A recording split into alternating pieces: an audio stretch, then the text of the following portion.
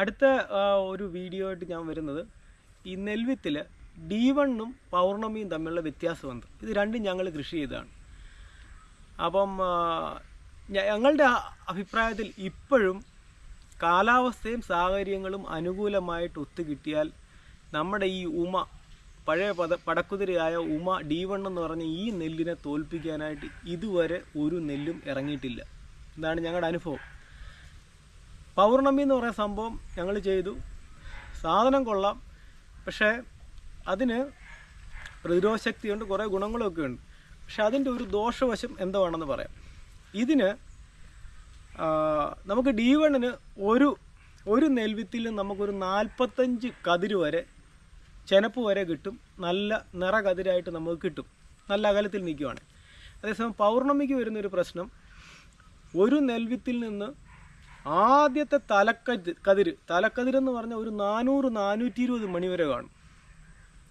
പക്ഷേ അതിന് താഴേക്ക് വരുന്ന കതിരുകൾക്ക് ഒരു 5 കതിര് വരെ ഇതേ ഒരു റേഞ്ചിൽ നിൽക്കും. പിന്നെ ഏറ്റവും അവസാനം വരുന്ന കതിരുകൾക്ക് നീളക്കുറവാണ്, കതിര് കുറവാണ്. അതിൻ്റെ ഈ 400-ൻ്റെ ഒരു 100 മണികൾ പോലും കാണത്തില്ല. ചിലത് വിളഞ്ഞും കിട്ടാതെ വന്ന് ഒരു സാഹചര്യം വന്നു.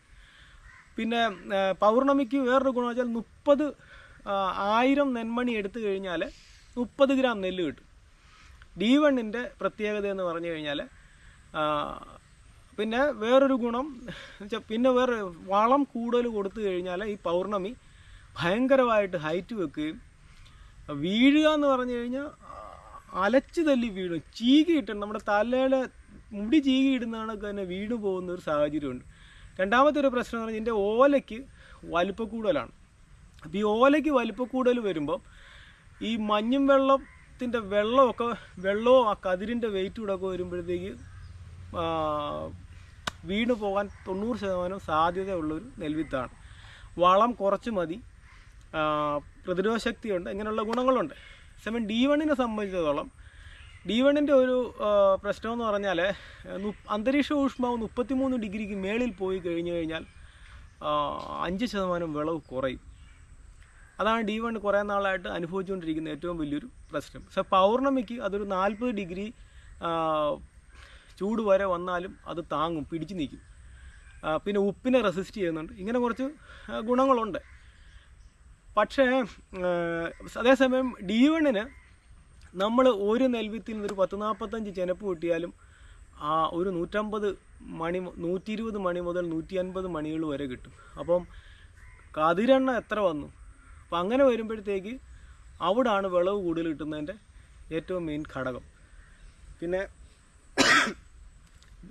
ഈ D1-ന് ഈ ഉപ്പിൻ്റെ ഓരുകാറ്റൊക്കെ അടിച്ചു കഴിഞ്ഞാൽ പെട്ടെന്ന് അപകടം വിളിച്ചു വരുന്ന സാധനമാണ്. വർഷങ്ങൾ ഇത്രയായി. അപ്പം ചില ഭാഗത്തൊക്കെ കൃഷിക്കാർ ഇതിപ്പോൾ രണ്ടും കൂടെ മിക്സ് ചെയ്ത് കൃഷി ചെയ്യുന്ന ഒരു രീതിയുണ്ട്. അപ്പോൾ അങ്ങനെ ചിലയിടത്ത് ചെയ്തിടത്തൊക്കെ ഈ പൗർണമിക്ക് ബ്ലാസ്റ്റ് കാണിക്കുന്നതായിട്ടൊക്കെ കണ്ടതായിട്ട് ഈയിടെ റിപ്പോർട്ട് ചെയ്തു.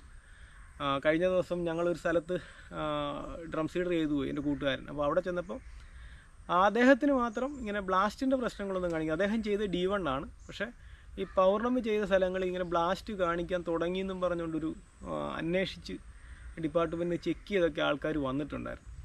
അതിനെക്കുറിച്ച് കൂടുതൽ പഠനങ്ങൾ നടത്തേണ്ടിരിക്കും. ഞങ്ങളുടെ അനുഭവത്തിൽ ഈ രണ്ട് നെൽവിത്തുകളും തമ്മിലുള്ള വ്യത്യാസം ഇതാണ്.